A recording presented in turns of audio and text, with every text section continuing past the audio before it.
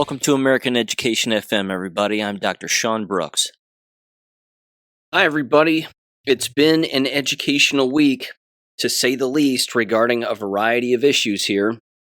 But I'm going to start with what is pretty clear regarding the Representative Thomas Massie race and the voter fraud that took place with it.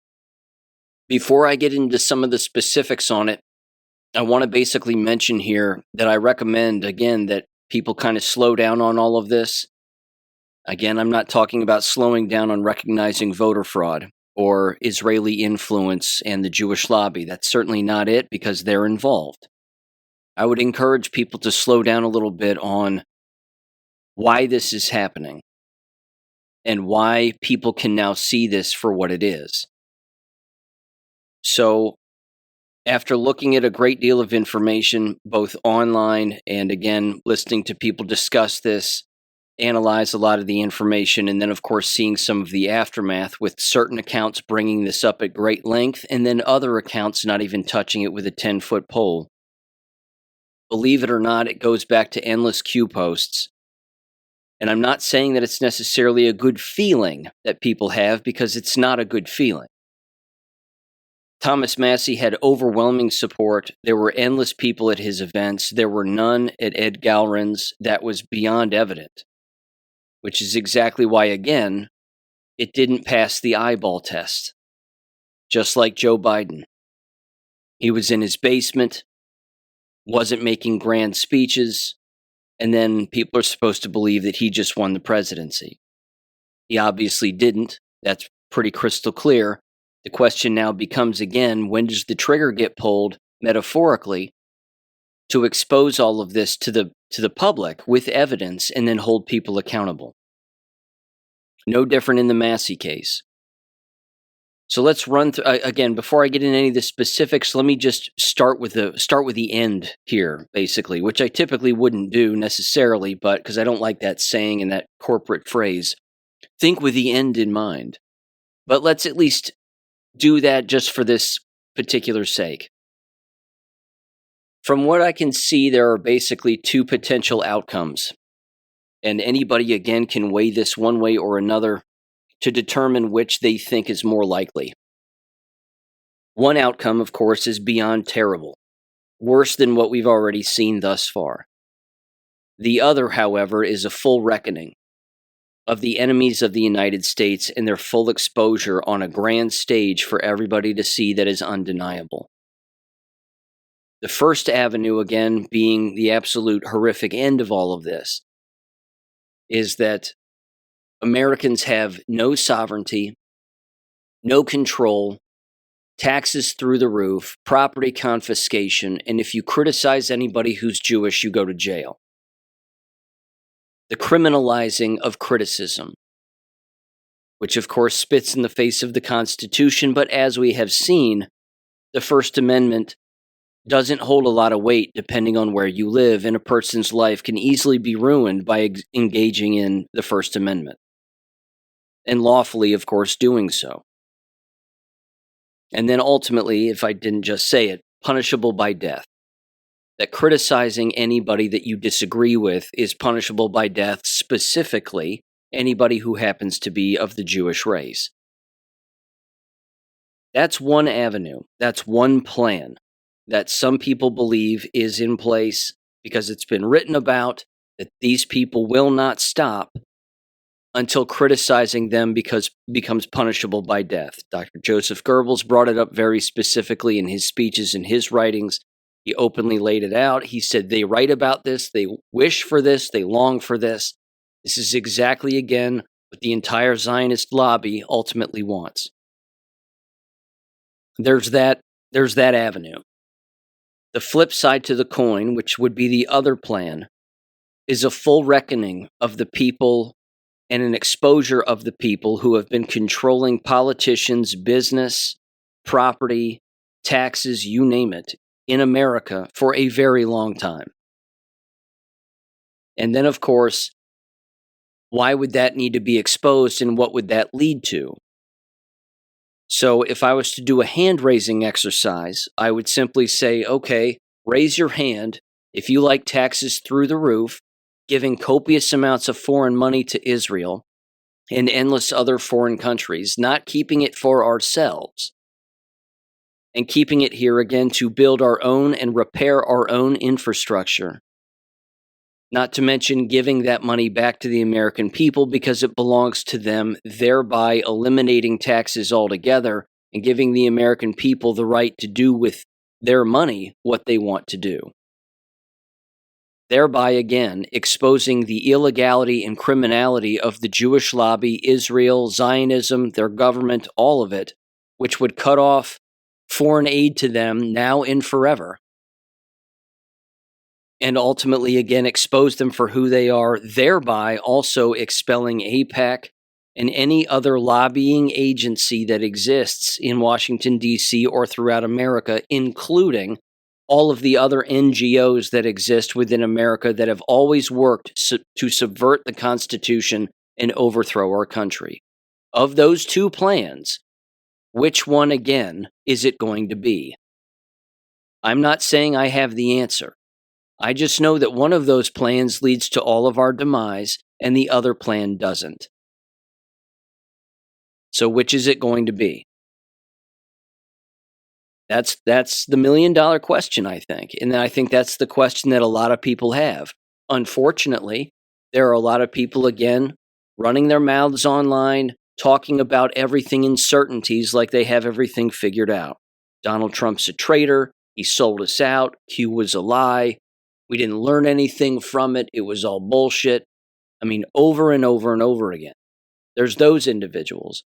But then, on the other end, anytime there is a fever pitch of anti-Jew talk that takes place in America, online or in the news actually amplifies it.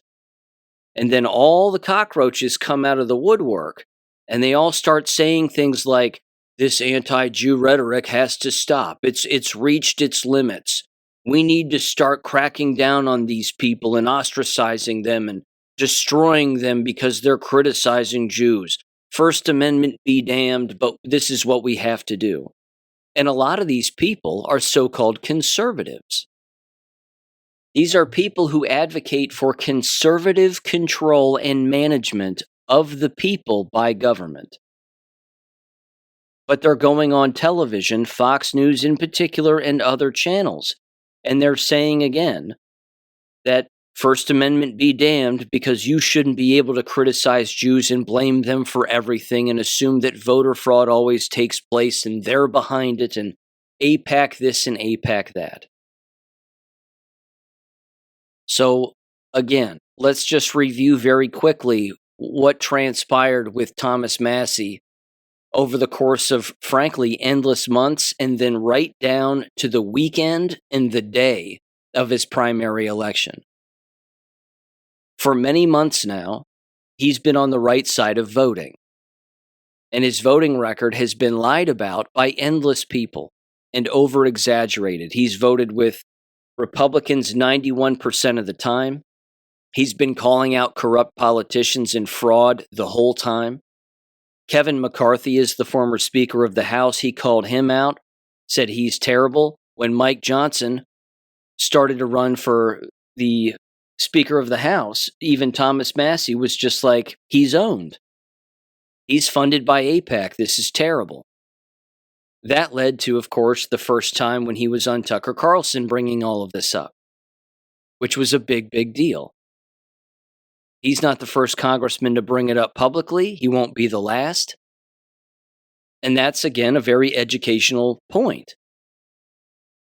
He went through the Epstein files. He wanted documents unredacted. Now, again, the reason that some of those documents are redacted and others aren't is typically because you're engaging in a criminal investigation against the individuals who are redacted. Now, he exposed some of the people who were redacted because in other documents they weren't, like Les Wexner. Everybody knows that Les Wexner is basically gay. Certainly up here in Ohio. I mean, everybody's pretty much aware of that. No male owns a bunch of clothing stores and is straight. I mean, let's just, Let's figure that out first. But either way, gay or not, you can't be friends with those kinds of people like that he was friends with clearly and not know what's going on and or not be a participant in it. And the argument with those files and that exposure was that Ghislaine Maxwell and Jeffrey Epstein must have been trafficking children to no one because no one else has been arrested or at least outed, except for a few UK guys, a couple of suicides in foreign countries, and that's generally it. A few depositions, and that's all. So then a person might say, well, the American people are being tricked, and they're just being given a bone every now and again, and they'll chew on it, and then they'll get tired, and then they'll go back to their sports ball, and that'll be it. Or something bigger is taking place here. Again, what if Massie is playing a very important role in all of this? He's been given a lot of platforms to talk about a lot of serious stuff where in the past, that wouldn't have happened. And people would not have dared do so, let alone been given the opportunity to do so. On the Sunday talk shows before the primary election, Massie was on almost every major outlet. He was on Deface the Nation, at the very least, CBS. And he was openly, again, name-calling. He was calling out AIPAC, people, again, who have donated to Ed Galrin, the whole thing, bringing them all up. That's a big deal. And then the day of the primary, again on Fox News, he name drops like crazy, says all their names again, Adelson, all these other people, the millions of dollars that have been thrown into this, and that Israel is funding this other person's election that, again, didn't want to debate him at all, was relatively unknown in the area, and then all of a sudden beats Massie. When Massie was done talking to Bill Hemmer and Dana Perino, and Bill Hemmer was the one interviewing him, not Dana Perino, they went back to the double shot of Bill Hemmer and Dana Perino, and the look on Dana Perino's face was priceless. Her eyes were as big as softballs. I mean, she looked like a deer in headlights. She was completely shocked. She was shocked that Fox News would allow Thomas Massie on to name drop like that and not be interrupted or be cut off. That's what she was shocked about. And she looked around with big eyes and she said, okay, well, we'll see what happens. I mean, she looked nervous as hell because normally in the past, on those news channels, specifically Fox News, you can't bring up the Jewish question. You can't bring up AIPAC. You can't bring up Jewish infiltration of anything. If you do, you're immediately shut down. But he did it. He brought it all up. Why was he allowed to do that? Why was he given a platform on Fox News in that race? And he was only on there, again, for less than 5 minutes. And then you go to his concession speech. When he gave his concession speech, the room was packed. It was packed to the gills with people, all chanting and supporting him. Not to mention, he didn't look upset. He looked like a guy who was in complete control and knew exactly what he had been doing this whole time, which was exposing a great deal of corruption, the foreign Jewish lobby, which has control over copious amounts of politicians, industry, property, states, right down to the local level. And it was almost as if, again, he had been given a pass to do so. That's a big deal. So then the question becomes, what's Massie going to do next? Because he's in office for another 7 months. He got a great deal done in the last 6. So what's he going to do here in the next 7 months? And then what is he going to do next year when he's out of office? I don't think he's going away, which is good. But this division that you see on the so-called right, with individuals, again, not wanting to examine voter fraud, and then their default setting is Donald Trump sold us out, when all along, it's really been, hey, wait a minute, you're not supposed to do what a president says. You're supposed to think for yourself as an individual. That's the ultimate point. That's the ultimate lesson. And it's still being lost on people. Because even the people bitching about Donald Trump are the people, again, who aren't thinking for themselves. They're still waiting for a Donald Trump to save them. They're still waiting for some, again, politician to save them. And it's safer for them to have an X space and bitch, piss, and moan about all of it, as opposed to getting involved at the local level to then find out how corrupt things are at the local level. I've certainly done that.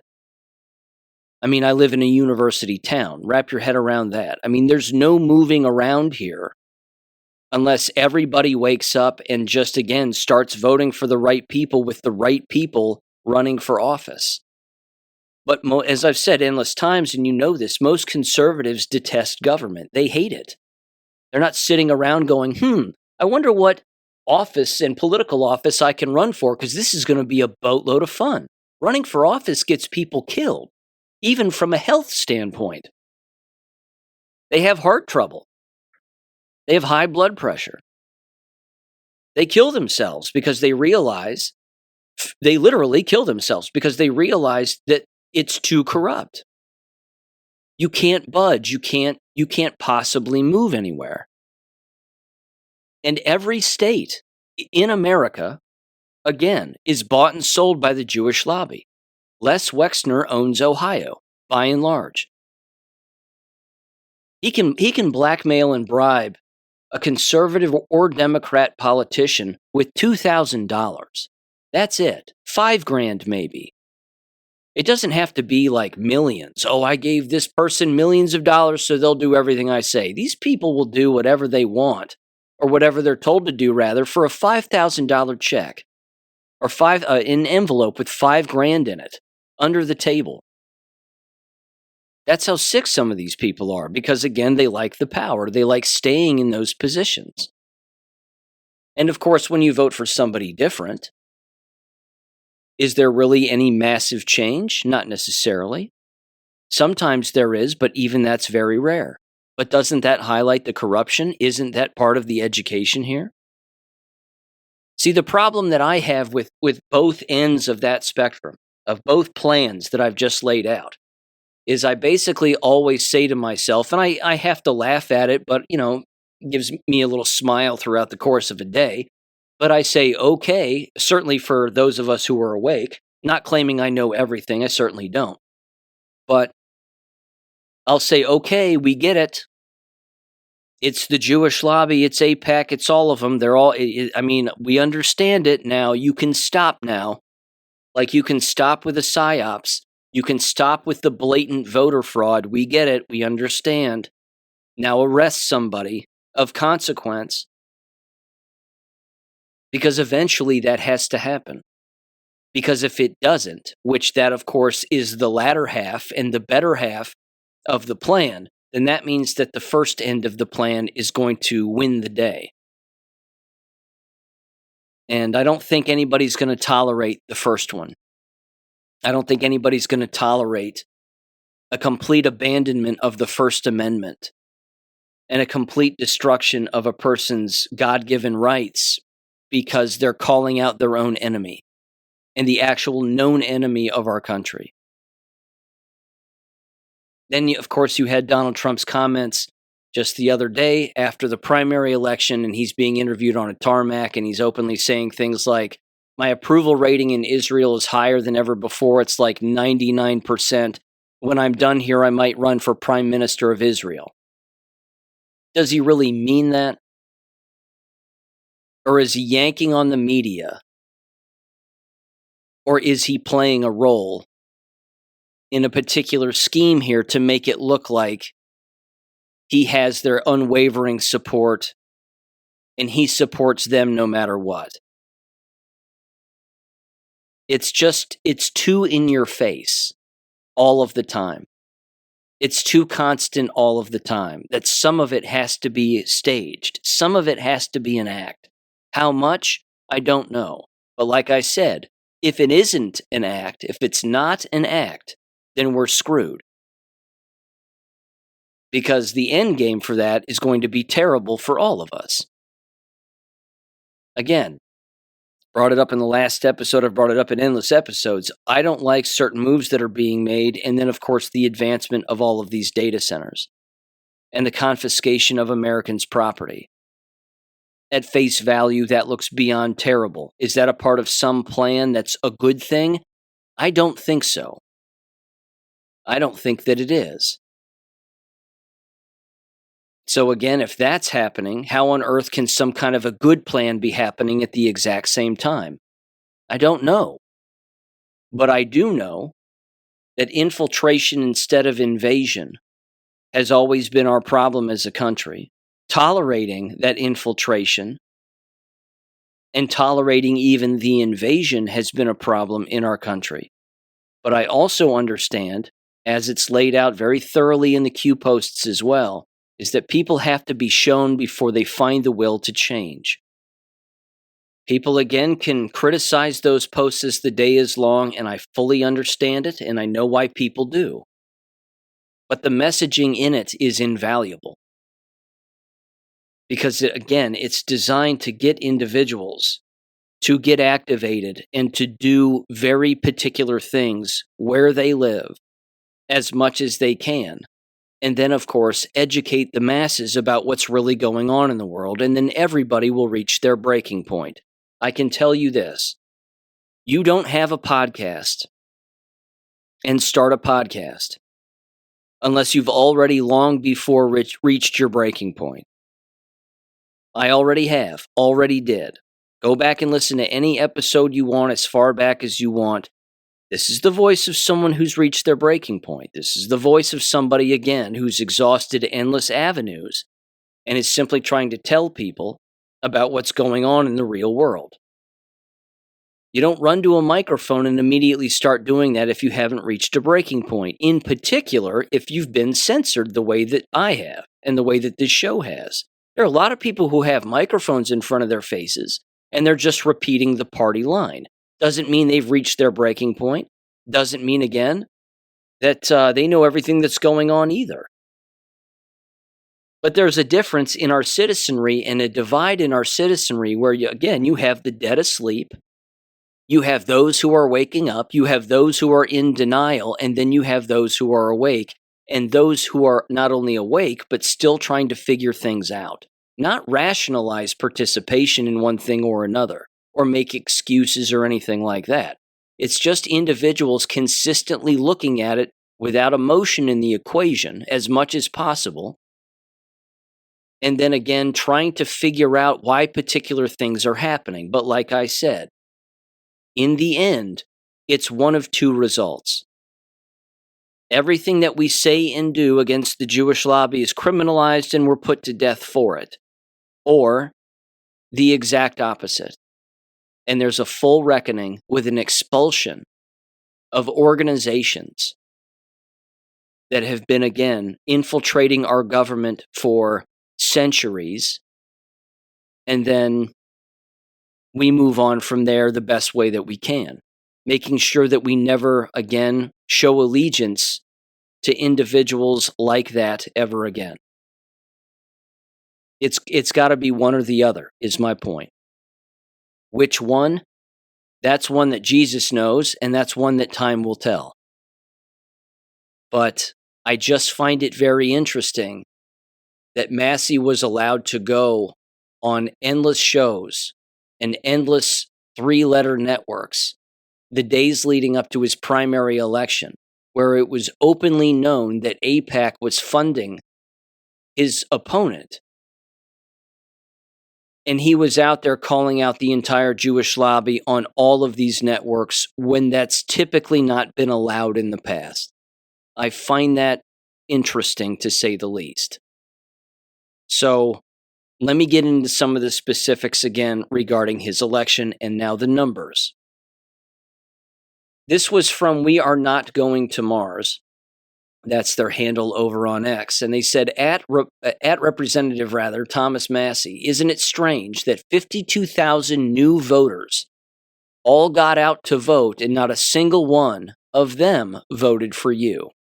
They said, check this out. There were 52,000 plus who voted in the Kentucky primary in 2024, 2 years ago. 104,000 plus voted in the Kentucky Republican primary in 2026.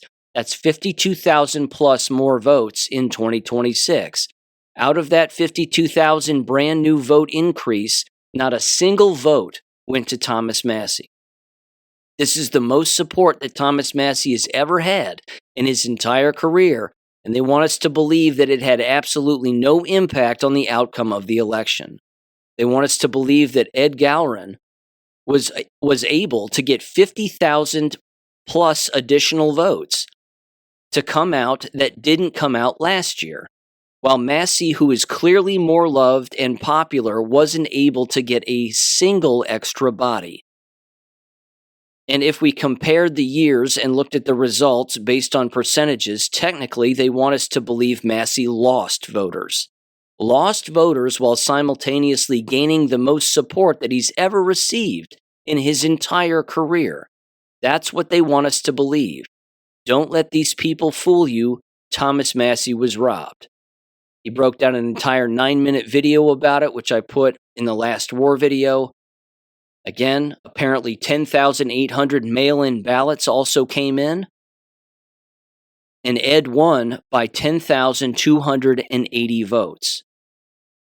They also want people to believe that the guy who's yelling about Epstein, pedophiles, politicians, and all of it would lose in Kentucky, in a district where he's won handily in the past. You must be joking.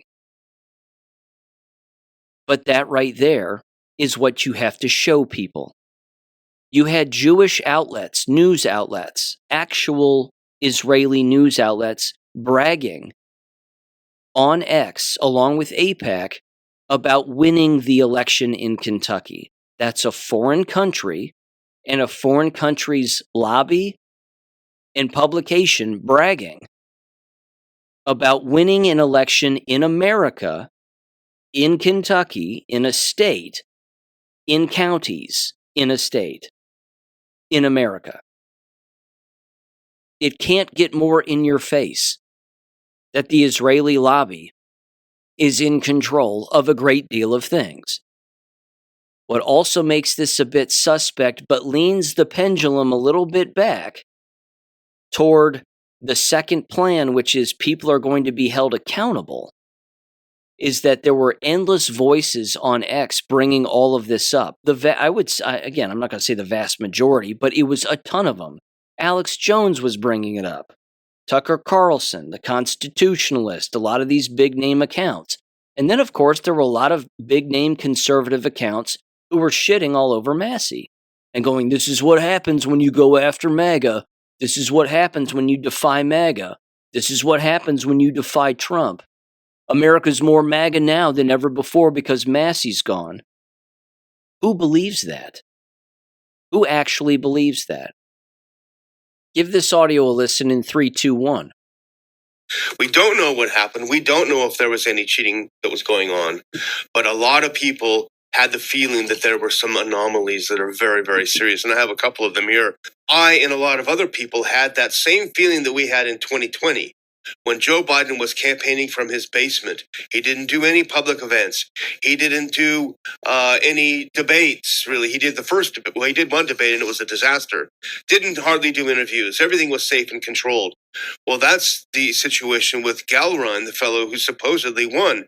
He refused to debate. He missed 8 debates. He didn't do interviews. He didn't have rallies. And if he did, there were a couple of token people there. The guy was a complete cipher. And so people are rightly scratching their heads saying, this reminds me a lot of 2020 when we believe, or certainly there was a lot of evidence that Trump got ripped off in 2020. And a lot of people believe that, and I think it's probably the case. Ironically, now it looks like Trump did the same. Trump did in 2020 to Thomas Massie. But I have a couple of things now. We don't know, but this is what people are saying. Sam Parker did a good job putting some things together.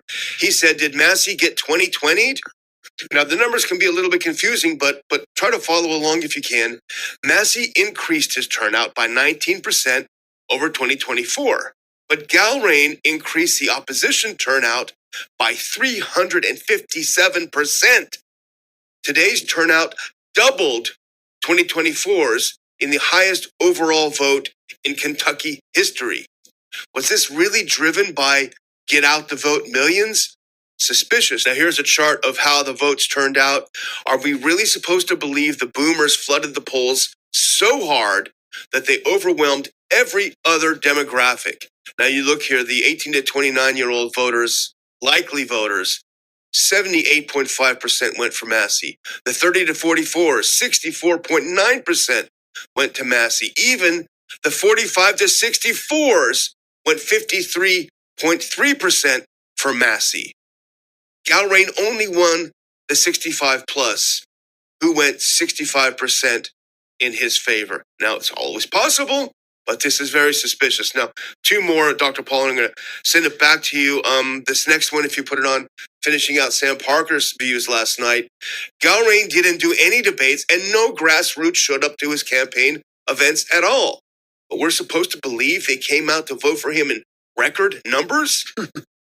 Massie also massively outraised Galrain in small dollar donations in both totals and numbers of donors. This is a huge signal of voter enthusiasm. But we're supposed to believe that Galrain's seniors and fewer small donors doubled the turnout from 2024. He says, LOL. Yeah, they're right. Again, that doesn't happen. In 2024, the primary opponents to Thomas Massie were a Michael McGinnis, who received 6,604 votes, and Eric Dieters, who received 6,060 votes, which is a total combined of 12,664 votes. Thomas Massie back then won, receiving 75.9% of the vote with 39,929 votes to 12,664. So people, again, are being led to believe that Thomas Massie's numbers increased from 39,929 in 2024 to 47,539 in 2026. And then this one guy who no one's ever heard of, this Ed Galrain, who was apparently peddling DEI programs at the corporate level,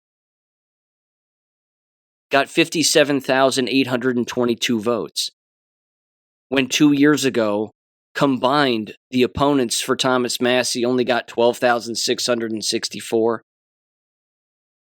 Again, if this is a part of the plan, this was designed to show you that Israel and voter fraud work hand in hand with one another, AIPAC and all of them, to go after Republicans as well, to implant other Republicans. That's the takeaway from all of this. Now, again, I understand that people would say, well, we already know that. Of course we do. But there are endless people who don't. Again, I don't know who the person is, but I saw a comment the other day on X. And again, massive account, lots of followers. And they openly said, if you think that voter fraud takes place in Republican races, you've lost your minds. That Republicans wouldn't engage in voter fraud to throw other Republicans under the bus. To which I replied and said, you must be retarded. It's just too obvious to us. We can see it, but endless people can't. They see a lost election and they go back to sleep. They go, well, we lost.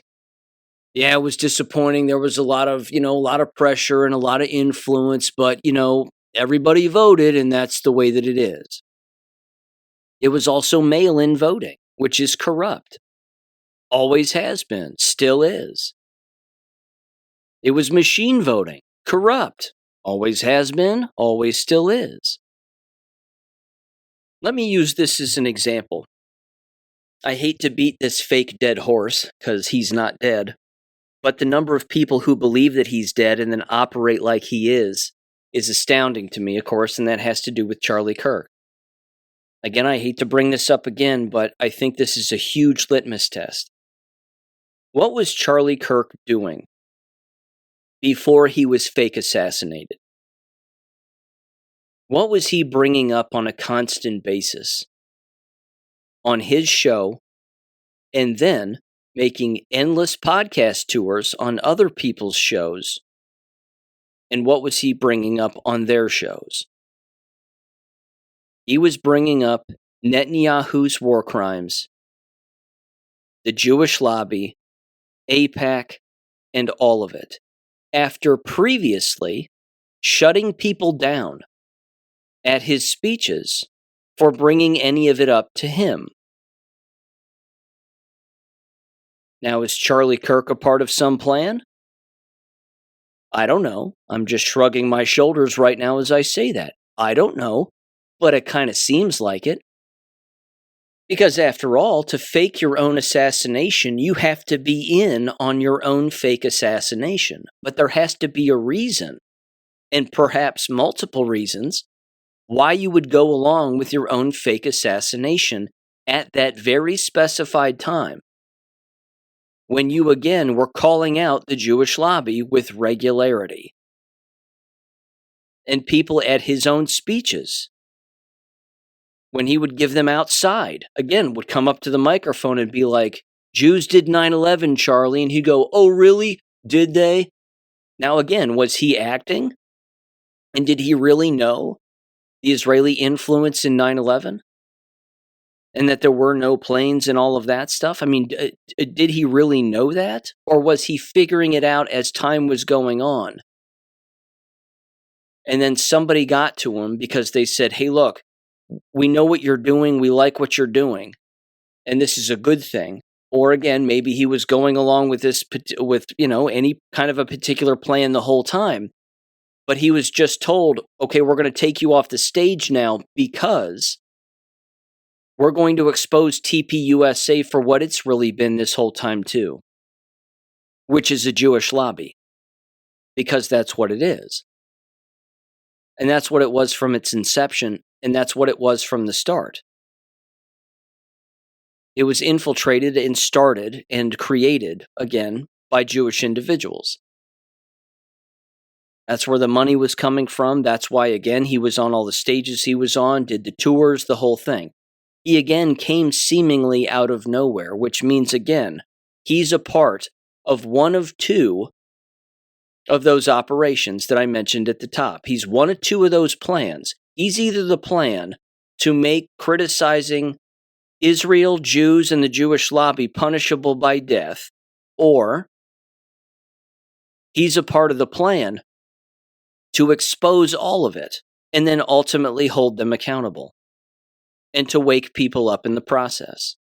Because he wasn't shot in the neck with a 30-06 and he's not dead.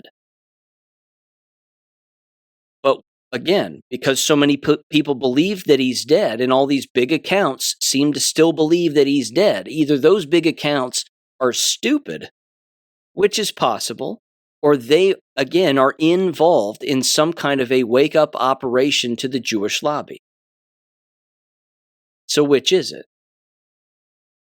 Because that's what those accounts and those big accounts who think that he's dead, who are leaning on the right side of things, that's what they were all saying when he was quote-unquote killed, is they were saying, look what he was talking about before he was killed. The Jews did it. The Jews killed him. They had all the reason to, because they were doing this and they were, he was doing that and he was calling them out and he had learned and he was figuring things out and this is what they'll do to you. Seems like quite a script. Certainly to an extent. But like I said, what lends itself to a script is the fact that he'd have to be in on his own fake assassination. You can't fake assassinate somebody without their willful participation. You can't take a fake shot at a guy and, again, implant a blood bag under his shirt to explode at a particular time, have him act like he got shot, fall over, and then get him on the ground and be like, hey, man, sorry we put that thing on you. I know you asked about it earlier. It was weird, and we were just joking around, and we just thought we'd play a prank. But, oh, by the way, we're in the middle of a fake assassination right now. I hope you just go along with it. I mean, he'd pop up and be like, what the F are you guys doing? Let me get back to my speech. And by the way, get me a new shirt because I'm covered in this Jell-O. I mean, he wouldn't do that. That wouldn't happen. So it was done again for a variety of reasons, but I have no doubt, given the timing of that event, what it was done for, which means why would you go to the lengths of that at that time, given what he was discussing and what he was bringing up to the public with all the youth eyes that were on him at the time, and have this not be some kind of an operation? Like I said, it's one of two operations, everybody. We're either all screwed or something really cool is going to happen in the future. Because there's too many awake people to this now. There's just too many awake people. How people arrive at awakening is clearly different for everybody. Some people believe endless lies in order to actually still wake up. But if believing that Charlie Kirk is dead to wake people up to the Jewish influence and the Jewish lobby and Jewish control of local, state, and federal politicians and our country as a whole, if it takes that to wake people up to the bigger picture, then so be it. Then that works.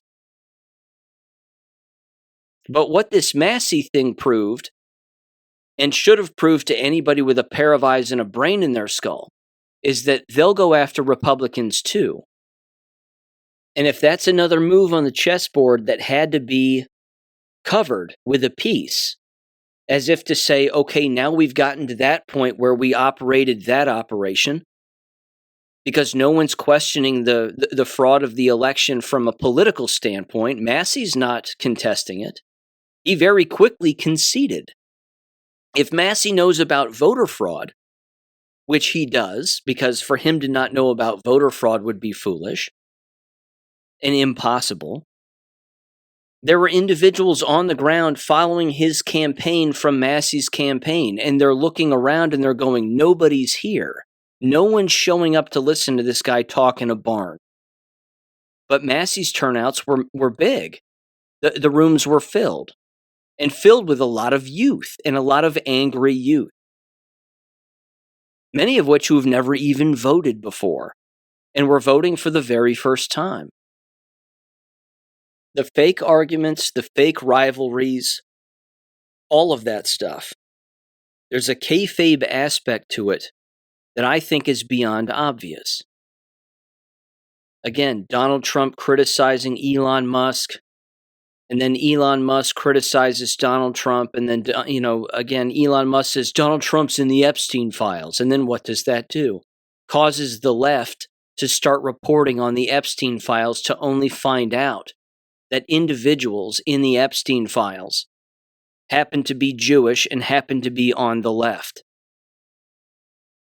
It causes the entire left-wing media to start mentioning it for the very first time.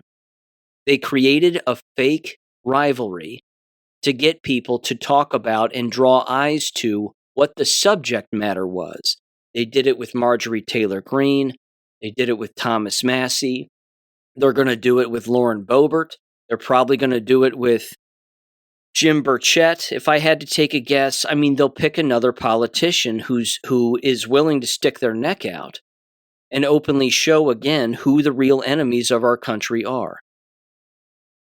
But when it comes to the larger operation as a whole, as even it said in Q posts, there's only about 10 people who actually know what the hell is going on. Only about 10. It doesn't mean that you can't get to somebody and say, hey, look, I want to show you what we've been doing this whole time with this operation. Now we would like to bring you in as a part of this operation, and here's our plan, and here's what we have laid out for you. Again, Thomas Massie was in office for 14 years, and he will have been in office for 14 years. That's a long time. Aren't people screaming about term limits too? Don't they want term limits on representatives, senators, and the like? Well, yeah, they do. So he's served his time. He's done the thing that he's wanted to do, and he went out in a blaze of glory, with voter fraud, of course, at the forefront, and yet he's not calling out any voter fraud. That seems suspicious. That almost seems like he knows that there was voter fraud, but that's because there had to be. So why not catch the people and expose the people long after the fact to remind everybody, oh yeah, remember that Massie race? It was voter fraud, instead of bringing it up now. Because if it was a real election, like if it was really you and me, okay, your average citizen, and people on X were screaming and entering my comment section and saying, hey, bro, your race was rigged. It was full-blown voter fraud. You won. And look at all these anomalies, so to speak, but they're not anomalies. They're a consistent pattern of what anybody would consider to be voter fraud. If you were a sitting representative in the again, U.S. government, why would you not want to expose that after the fact? But if you weren't and you were just an average citizen, why would you not want to expose that? You would. If you were an average citizen, you would start filing complaints with the state legislature and the state election offices and the whole thing. I want to see the paper ballots. I want to see the mail-in ballots. I want to make sure that they were legitimate. I want to make sure that the names that were written on them are actually real people who are alive and registered voters in Kentucky. That's what you would really do in a case like this if it was not an operation. You wouldn't necessarily do what Massie did, which was come out all smiles. Record the entire crowd of all of the supporters. Put that crowd on social media to show everybody who's at your event after you've won, when Ed Gowron had hardly anybody at his acceptance speech. And who knows, maybe Ed's in on the job too. Maybe he's in on it to catch the Jewish lobby also. I'm just throwing it out there. Again, if you're running an operation, wouldn't you want to hedge your bets and recruit as many people as you could in an operation to catch the bad guys? By setting some guy up to pretend like, they're the good bad guys, so to speak, like an Ed Gowron, only to have that person basically just be a honeypot?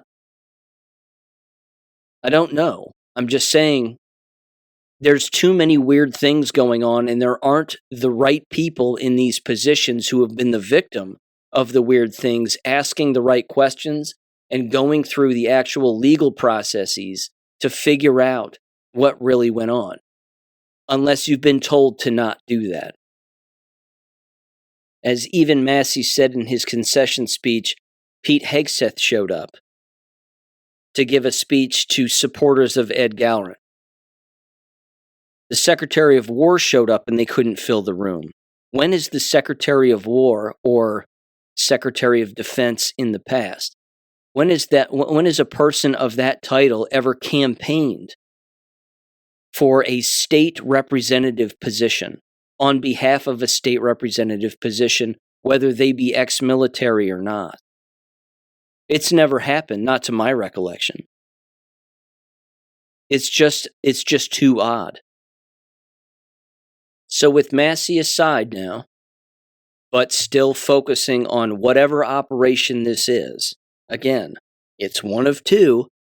In one, we're screwed, and in the other, we're not, because at the end of that, and throughout this entire painful process, people are being exposed to a great many things. The DOJ put this out the same day as the primary.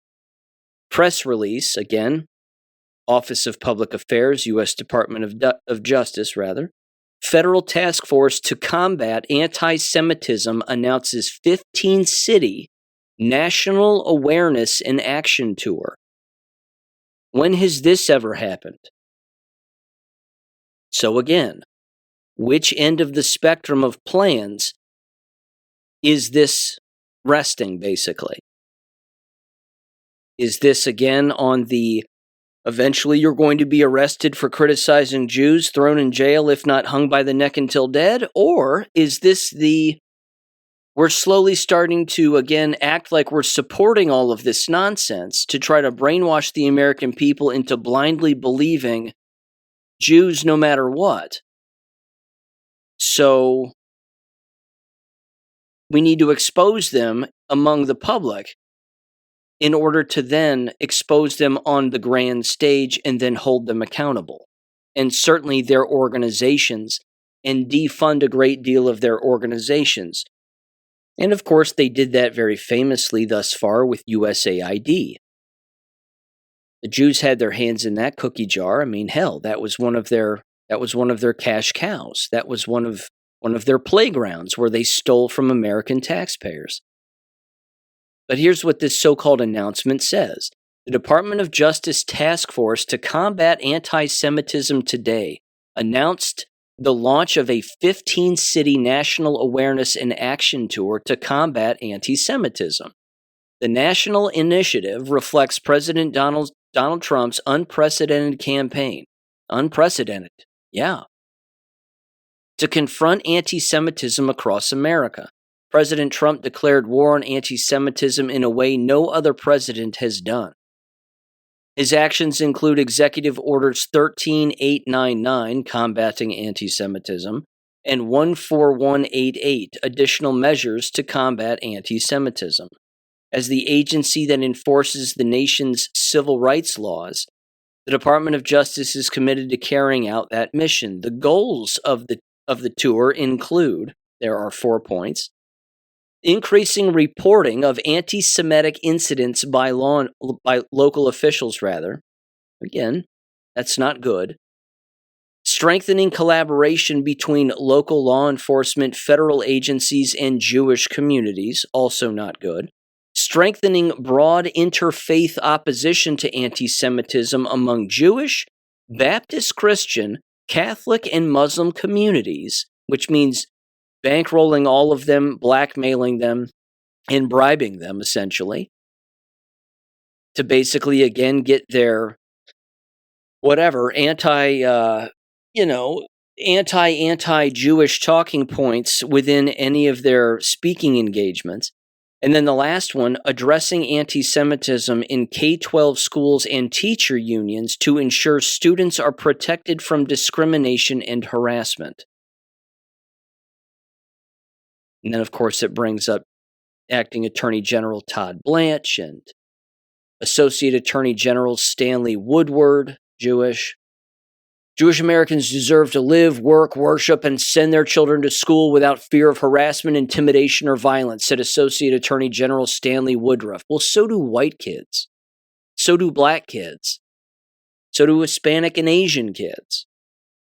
But instead of going city to city to talk about that, all the white hate that exists within endless schools, again, Jews are the perpetual victim as far as this is concerned. Leo Terrell, chair of the DOJ task force to combat anti-Semitism, will lead the tour. Who gives a shit what Leo Terrell thinks? Nobody. This is part of, unfortunately, the infiltration instead of invasion. This is part of it. But, again, you have to look at all angles of this. Is this being done to show people that there's favoritism toward this when there shouldn't be? There's a lesson to be learned there too. Again, I'll let anybody else decide. But like I said at the top of the show, it's one of two things. One avenue, we're all fucked. And in the other avenue, they're screwed, because they're going to be outed as being the problem, which means, again, these executive orders will ultimately be null and void in the future, and we won't be funding Israel and AIPAC anymore. In one, our country prospers. In one, our country is destroyed. I think the lesson here, too, is do not forfeit your mind. Don't just say, well, Sean said this, so I agree with him. Or other people said this, so I agree with them, or whatever. Think for yourself. Don't let your mind, your ears, and your eyes ignore very important things. And again, I understand it's a very exhausting ping-pong game of back and forth and what's real and what isn't, and all these psychological operations taking place all at the same time, while some things, of course, are not a psychological operation. Some behavior and some things are very terrible because they're just led by very terrible people. But even those terrible people are being exposed too. Are some people playing particular roles? Probably. Is everybody an actor wearing a mask? No. Some people are just bad people. Some stupid people are just stupid people. Some people who can't think about multiple angles in multiple directions and understand psychological operations and bigger ideas and analyzing that kind of information, those people exist too. So they just rest on a particular solution.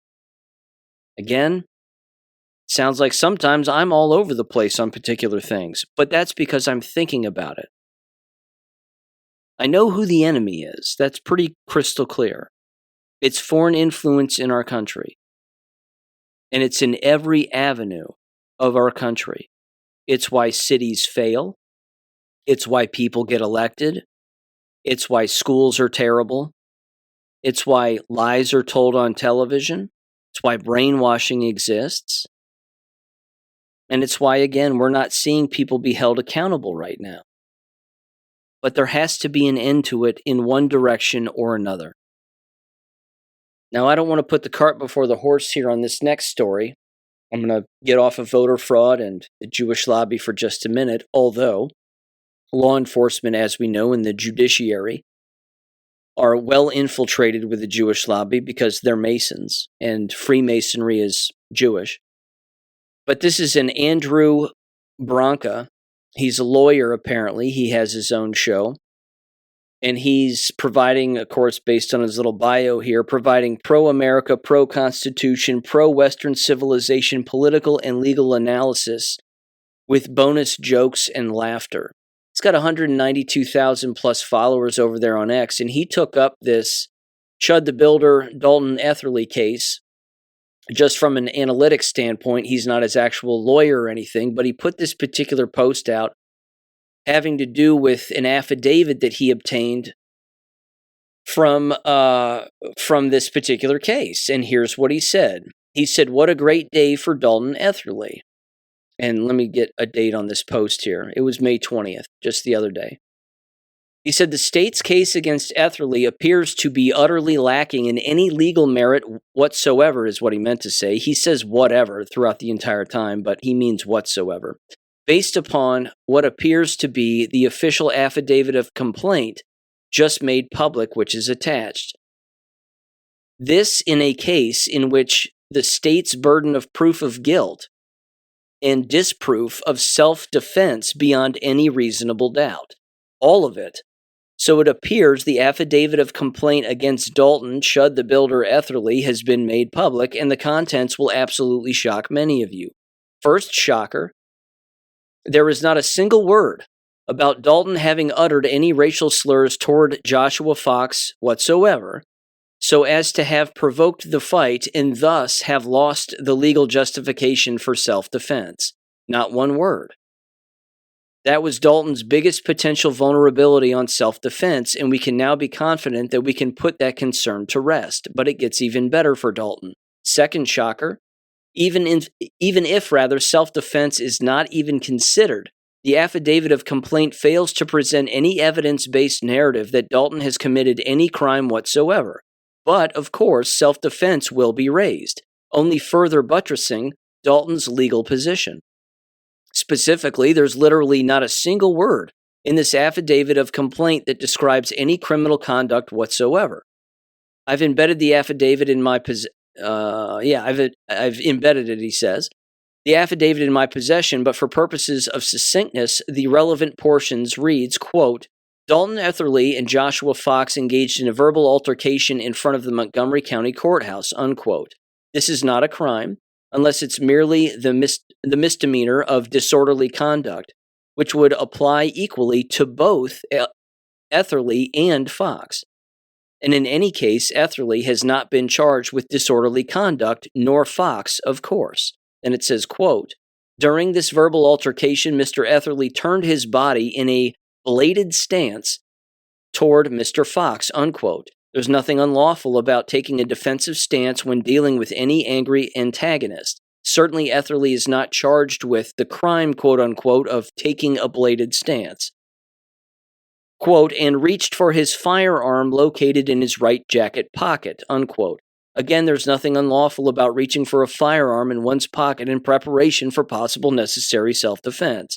Note that Etherly is not charged with the crime, quote unquote, of reaching for a firearm in location in his right jacket pocket, unquote.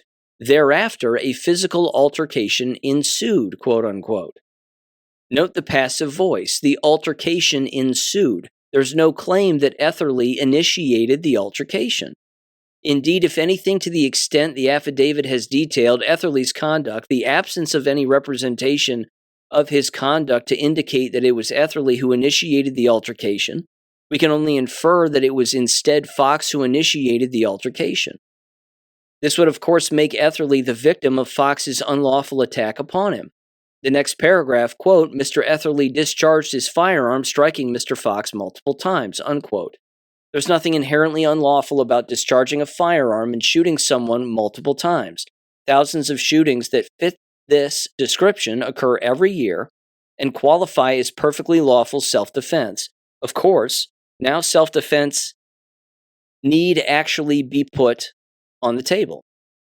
Then there's a discussion of Fox being flown to a hospital, followed by, quote, in addition, at the time shots were fired, there were several innocent bystanders in the area. Surveillance video of the incident shows a ricocheting projectile hitting nearby walls, unquote. Again, there's nothing inherently unlawful about firing shots that miss the intended target. Police involved in lawful shootings of suspects routinely miss about 70% of the shots fired. Those shots also go flying around the neighborhood until they hit something. None of that is a crime, absent evidence of recklessness, and the affidavit provides no statement of recklessness at all. Indeed, not a word of recklessness, he said. Note that if the shots were fired in lawful self-defense, as a matter of law, they were not fired recklessly. I would also note that there's not a word in this affidavit that even contests, much less contradicts, even a single legal element of Dalton's anticipated claim of self-defense. Not innocence, not imminence, not proportionality, not avoidance, and not reasonableness. Not a single element, not a word of it. If this were a civil case, I would argue that this complaint fails to state a cause of action. Indeed, it's hard to recall the last time I saw an affidavit of complaint so utterly lacking in legal substance whatsoever, he meant. At this point, I have to say that I've never felt more positive about Dalton Etherly's claim of self-defense, at least based upon the representations of this apparently official affidavit of complaint, quote unquote. It says, if the facts provided in this affidavit of complaint are all the state of Tennessee has on which to prosecute Dalton on the attempted murder, aggravated assault, reckless endangerment, and malicious firearms possession charges brought against him, I simply don't see any prospect to any reasonable degree of legal certainty of prosecution securing a conviction of any of those charges beyond a reasonable doubt on the legal merits, unquote. If true, then that's a very good thing. Again, an affidavit is a representation of evidence, specifically from the prosecution of the state. And if there's no evidence in there of, again, attempted murder and the other charges that were leveled against him, I mean, they were, again, throwing as much against the wall as they could to see what would stick. There's no evidence of it. Because you wouldn't write up an affidavit like that. Again, that would sound like that if you had hardcore evidence. You would be able to, again, present it in such a document, I would think. Not a lawyer, but again, that's typically what I know about it, and yeah. So, I think he's still in jail. We'll see what happens. And as I'm recording this here on May 21st, his bond hearing is going to happen shortly here. So, yeah, we'll see. But again, the judiciary is corrupt. I think everybody knows that. And if they don't follow the law and they don't interpret the facts the way that the actual situation was handled and transpired, innocent people go to jail all the time. And again, disarming people has always been a part of the plan in this country. Yes, even in red states with large conservative populations, that's always an ongoing scheme, and we know who's behind that one as well. But yeah, if people can't defend themselves lawfully, then it doesn't matter what words they use necessarily. They should still be able to, again, defend themselves lawfully if they're attacked. That's why endless states, again, are continuing to push forward with all of the stand your ground laws and everything else like that. Ohio has that here. Again, there's U.S. Law Shield as well, which exists. It's kind of an insurance on your Second Amendment. I understand it's completely redundant, but there are organizations like that, again, that will legally represent you if you find yourself in a situation where such a thing has to happen. Okay, two more things here. First of all, I've had a couple of Substacks this week. The first one, of course, having to do with the Aspen Institute and their Ideas Festival. I highly recommend checking that one out. It's disturbing, to say the least. I would love to see organizations like that cease to exist because, again, there's sort of a treacherous element to it where they try to overthrow our own government. I know it looks like they're having innocent conversations about being left-wing communists, but I'm sure it's far more insidious than that. And then the last one having to do with the commencement addresses and the booing that's happening at all of these commencement addresses when AI is being brought up or even AI is being used in the commencement addresses. And it's caving in, not working out for anybody. Again, the tone-deaf behavior of the people running these institutions and these particular speeches and these ceremonies is astounding. It's very rare that you get a pro-message of God, Jesus Christ specifically, and then again, leading a clean, wholesome life. Those are the ones, of course, that always go the most viral when it comes to a positive message, and rightfully so. And there have been many of them over the years, and I wish there are endless more. I'm going to play one, actually, in just a little bit here, which came from the K-12 Abeka Christian Academy. They had their own commencement address for their high school graduates last week, I believe, and it was fantastic. And the commencement address was given by the president, and I'll play that here in a minute. But there was this piece of legislation first, having to do, of course, with education and a bunch of other degenerate nonsense, and getting rid of it, hopefully. But this was H.R. 2616, which passed the House. The Stopping Indoctrination and Protecting Kids Act, also known as the Protect Kids Act or Parental Rights over the Education and Care of Their Kids Act. It basically builds on some state legislation that already exists, certainly within Ohio here, and makes it essentially a federal crime to not include parental consent requirements within education standards. And then it ceases to fund gender ideology programs and things of that nature, which is also a good thing. Getting the Senate to pass this, I think, is going to be difficult. But again, that's usually where bills go to die, which is unfortunate because I think Trump would sign this in the blink of an eye if given the chance. So that did pass.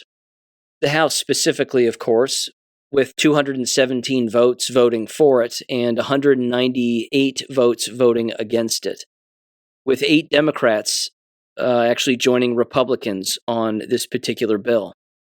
But again, getting the Senate to move anything in a positive direction is next to impossible these days. But time will tell. Okay, I'm going to end with this. This was sent to me again by a listener of the show who has sent both of their children to the Abeka Academy, which is a Christian K-12 academy. I, of course, have talked about it on the show with regularity. I highly support it, and I don't even know everything about it. I know a great deal, but this particular parent, of course, has sent one of their children through the program, and they openly told me that they would recommend the program for anybody. They had their high school senior graduation here at Pensacola Christian College in Pensacola, Florida. And I want to play the commencement address from their president. It was very well done, and as I even said, and I linked it in the Substack article, the most recent one, There's no mention of AI, there's no booing, there's no celebrities, there's no twerking, there's no rap music, no gunshots, and no chair throwing. This is about as civil as it gets, it's Christ-centered, and it's very well done. This is how they should all be. But give him a listen in 3, 2, 1, ladies and gentlemen, and have a great weekend, and I will catch you on Monday. Peace. This is Joey, parents and grandparents, faculty, honored guests, and especially graduates. It's a privilege to share this very special day with you. Across this auditorium, joining us by live stream from around the world, are people who have prayed for this moment, sacrificed for it, faithfully walked beside these dear students to reach this milestone. And today is certainly a celebration of academic accomplishment. But even more, agree with me on this, even more, it's a testimony to the goodness and the faithfulness of God. Graduates, congratulations. You did it. 12 or 13 or however many years it took. And finally, you get to walk across this platform and shake a hand and get an empty diploma cover. Not really what you expected on graduation day. But truthfully, it's not about what you're getting today. Hear me, it's about who you're becoming. A Christian education has never been only about gathering information. It's about transformation. God has used these years not only to teach you subjects and skills, but to shape your character, to deepen your faith, to prepare you to be the one He created you to be. In many ways, your journey has been very different from that of most students. You get that. Most people never fully understand what it takes to learn the way you've learned. They don't see the quiet discipline required to stay engaged day after day when there's no classroom bell, when there's no crowded hallway to push you along from class to class, no teacher standing in the room beside you. They don't understand the concentration that it takes to learn, to focus in a house full of distractions. But you understand. For years, your days have been filled with familiar routines. You got up and you logged in, or you put in a DVD. You opened your books. You took notes. You made yourself pay attention. And I know how difficult that can be in Mr. Smith's economics class. Lesson after lesson. Dumb joke after dumb joke. Assignments, projects. We've given you more than just academics. These dear faculty have taught you diligence. Those days have taught you self-control and truth. Listen, what may have felt like ordinary and routine at the time was actually something quite extraordinary. God was shaping you. He was teaching you how to be faithful in small things long before anyone applauded the big moments. And that leads me to the first truth that I want to share with you today. Never underestimate the value of daily faithfulness.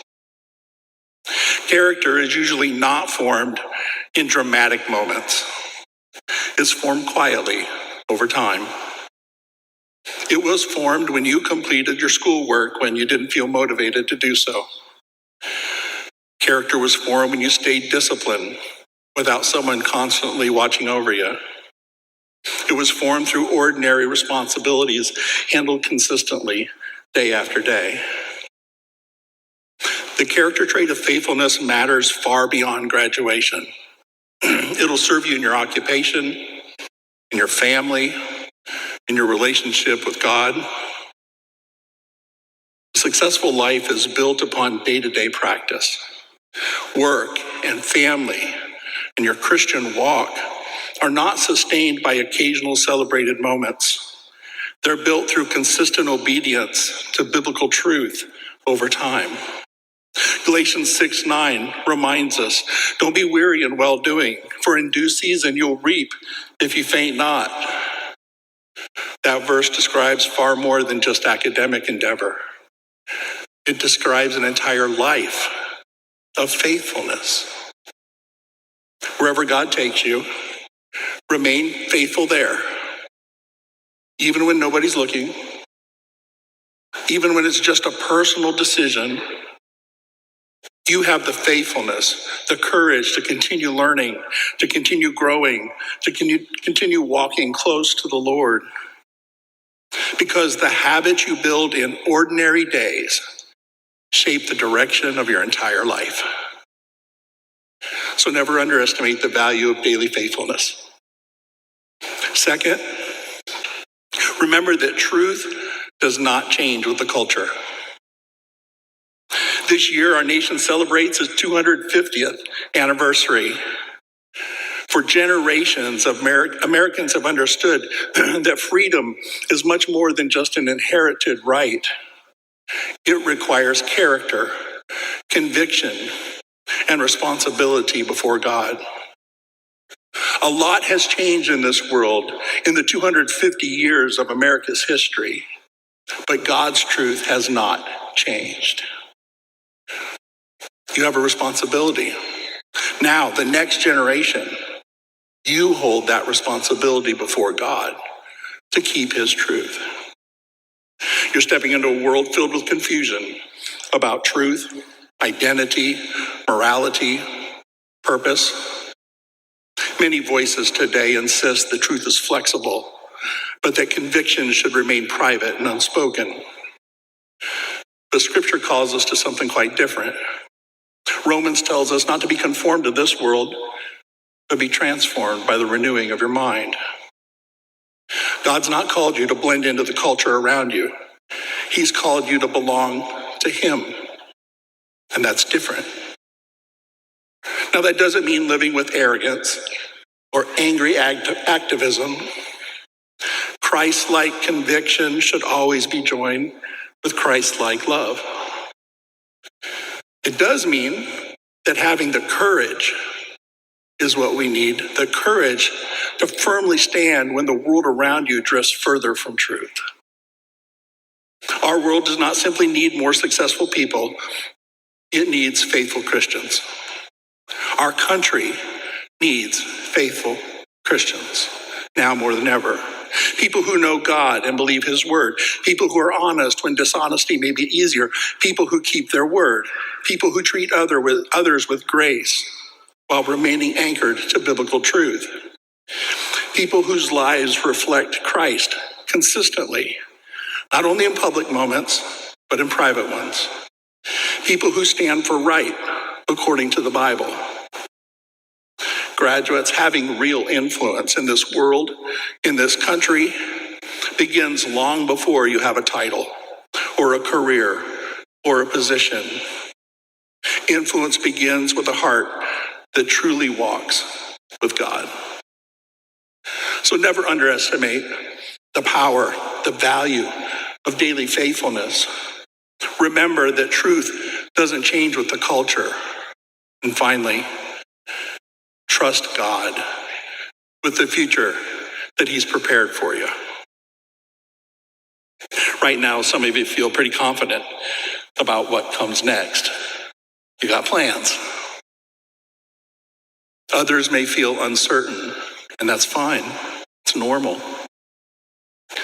God's never asked you to see the entire path, the entire plan, before taking the next step of faith.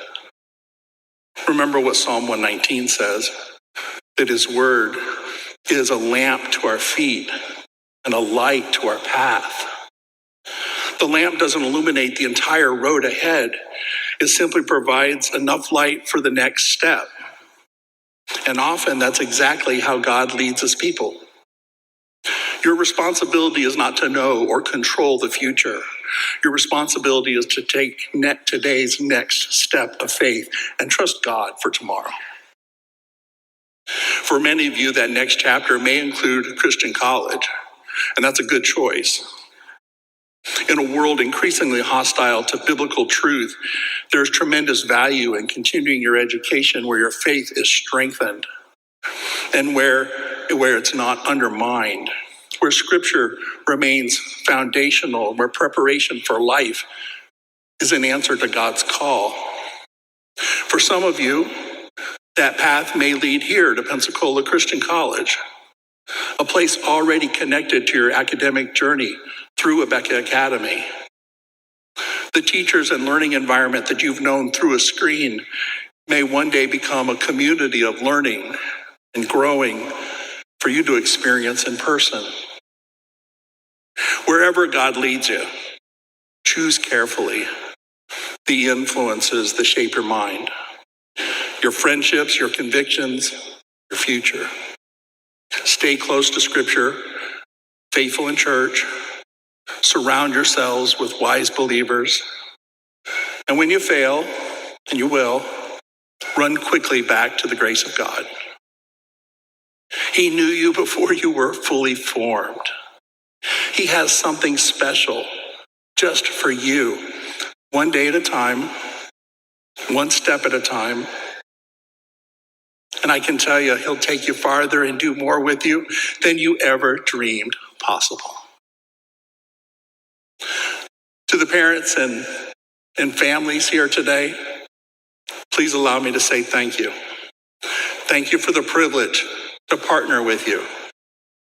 Thank you for the countless unseen sacrifices that made this day possible. Thank you for your prayers, your perseverance, and your encouragement through the years. Mom, Dad, this is what you prayed for. You say with tearful eye, my baby's all grown up. It's what you prayed they would become, a young man and a young woman who stand independently before God on the brink of something special. It reminds me of another upcoming generation. It's found in the Bible. In Joshua chapter 3, Israel was on the brink. A new generation in Israel was on the brink of something new. The parents of that generation had seen a whole lot in their lives. They saw God work on their behalf so that they would be released from Egypt. They saw the Red Sea part miraculously and they crossed on dry ground. They saw water from a rock, daily manna to eat, the visible presence of God in the form of a pillar, fire, or cloud. God had certainly done miracles for their parents. But now, this generation stood on the edge of the flooded Jordan River. They had been promised a land on the other side. And God was saying, it's time to go in. It's time for you to take the next step. You've just finished a chapter. This is graduation day. It's time for you to go over. And in Joshua chapter 3, verse 5, Joshua stands before the people and he says this, sanctify yourselves. In other words, get ready. Prepare your heart to follow God. Sanctify yourselves. For tomorrow the Lord will do wonders among you. And the next day, that river rolled back. Israel went across to the other side.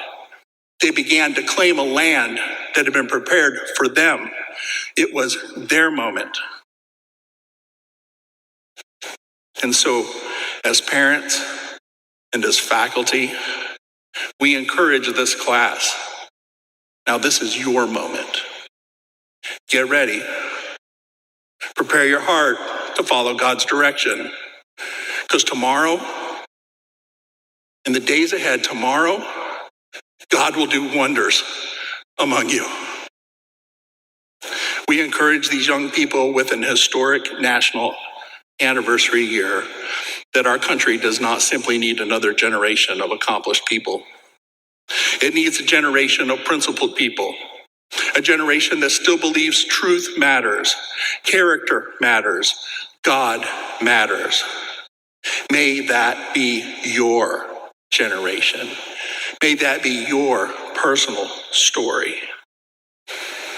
And may one day it be said of this graduating class that you did more than just receive a Christian education. You lived it. Congratulations, graduates. May God bless you as you follow him into a bright future that he's prepared for you. Thank you for listening to American Education FM. Make sure and check out AmericanEducationFM.com for more information. Take care and God bless.